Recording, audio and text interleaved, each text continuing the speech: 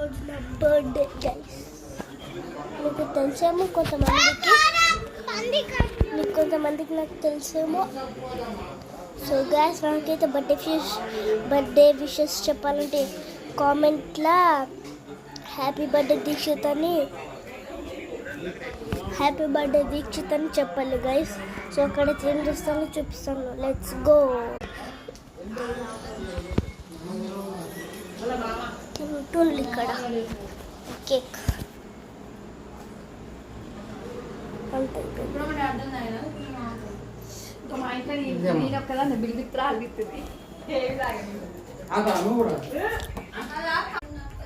So guys, thank you for watching. Like, share, subscribe guys. Bye. Next side వచ్చింది guys అలానే చూడండి. Bye guys. Like, share, subscribe చేయడం మాత్రం